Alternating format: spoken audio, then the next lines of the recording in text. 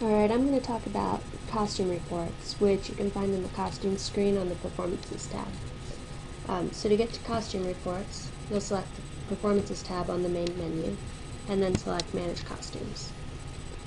And up at this top menu, you'll select Reports.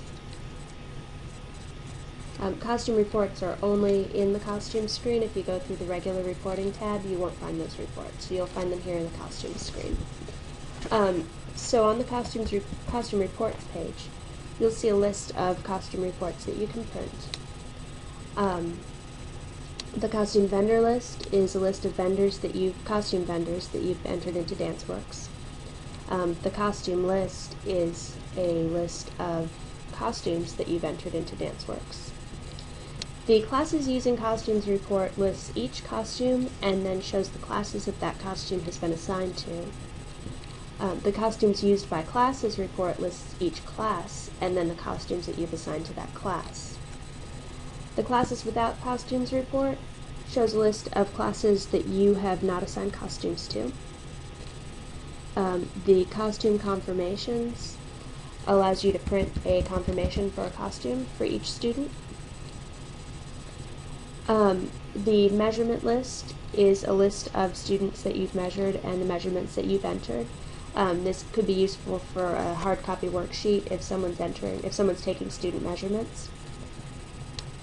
The unmeasured students list is a list of students who have no measurements at all. If they have some measurements, then they won't show up in the unmeasured students list, so if you're looking to fill in blank measurements, you'll want to use the full measurement list. The costume worksheet can be selected by class. You can select one class or multiple classes to print the report from. And it allows you to mark in a hard copy form whether you've received payment, ordered a costume, etc. Costume labels are labels that you can print out. They'll print out on Avery labels that you can place on costumes as they come in so that they can be given to students easily. The purchase order worksheet